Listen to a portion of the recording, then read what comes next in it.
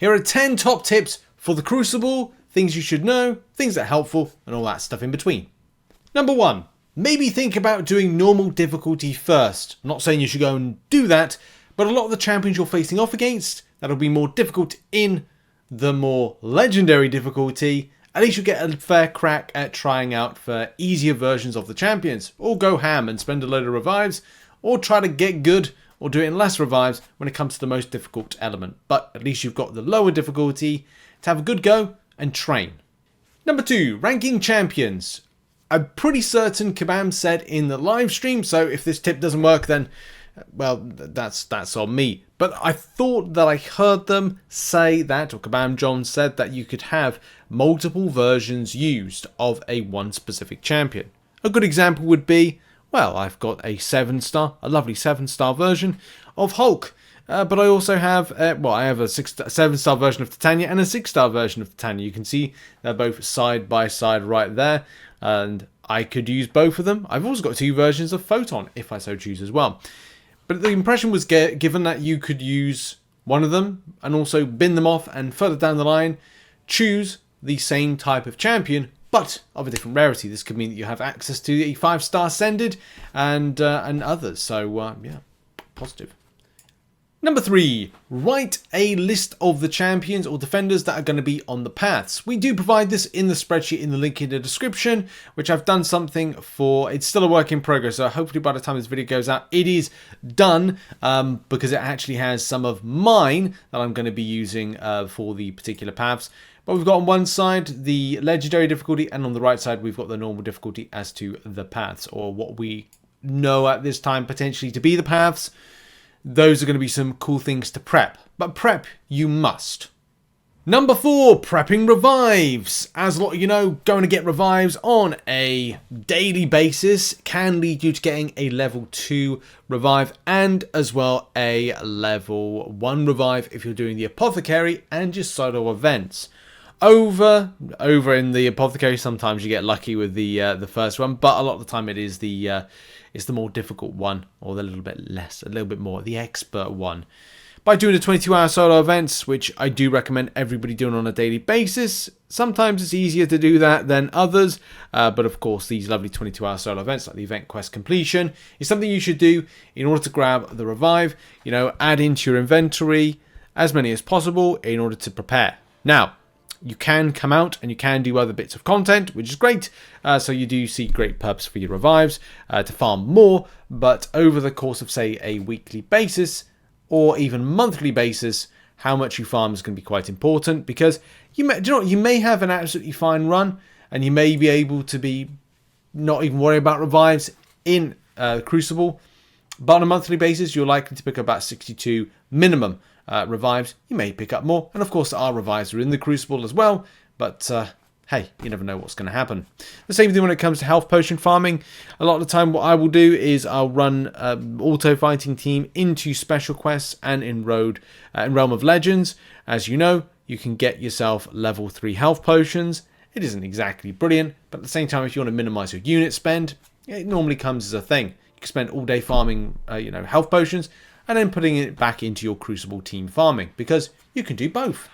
Next up, and you don't need to do the content right away. A lot of people will just jump into the content, not really preparing and just going for it. That's fine for whoever wants to do it, but a lot of us are very careful about item investment, and that is something that's important to me and a lot of other players as well. So making sure you prepare, making sure you look at some guides and get a bit of perspective is always really good. So consider that before jumping in. And number 6 is boosts and boost farming. Solo crystal shards can be saved up, pop them open, and you'll find you'll get yourself some boosts. Here's a quick example. There's 5 crystals right there. I pop them open and there's 2 boosts. I'm not going to be doing any more because I'm at 10 max for one and 3 for the other, and I don't want to have things in my stash expiring. Your alternatives are to go to loyalty, your loyalty store, where you have the option to buy with loyalty boosts in varying different types. Whether or not it's special 3 defense boost because you may want to use it, champion may not throw a special attack, but one of the key things is lesser attack boosts and many others as well that may benefit the class or whatever you're purchasing and choosing. There is always a limit reset, and of course a limit in general to how many of these boosts that you have, so do be careful about that. But yeah, boosts can be really helpful to do more damage, mitigate damage in different bits of content. And number 7 is taking your time with this one, as you can do the content gradually. You can sync a team into the Crucible, but also run other bits of content at the same time. This is great.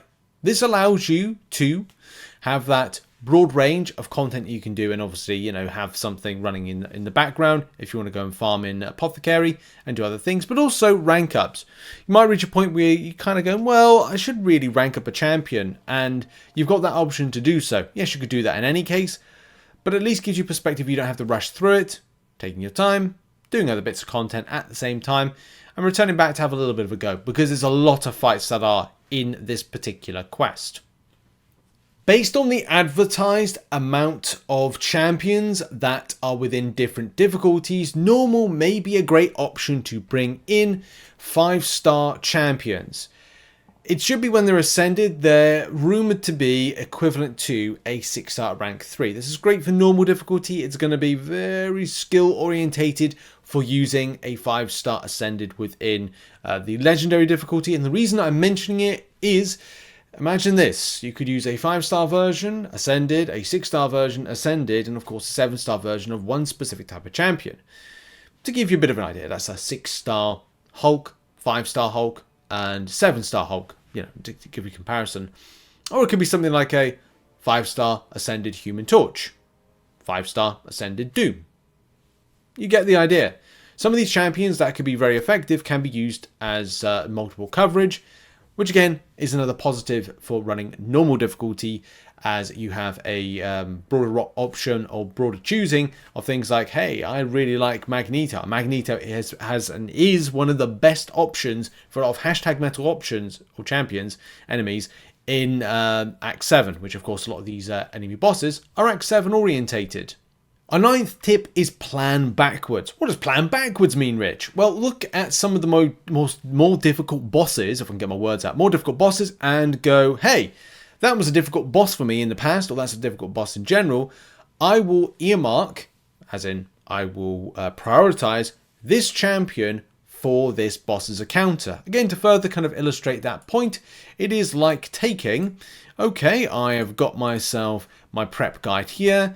I really want to use King Groot. I actually do want to use King Groot. King Groot against, because I liked it so much, against, the Superior Kang. So the Superior Kang, which is there. King Groot was one of my favourite champions to counter, right? But if I use King Groot as a 6-star there, I cannot use King Groot elsewhere. Yes, I could use Deathless King Groot, but I want to use the OG King Groot. That's the point. But I also would like to use King Groot against the Killmonger fight. Or maybe I want to use it against one of the other fights or up higher up on the list. So therefore I've got a problem.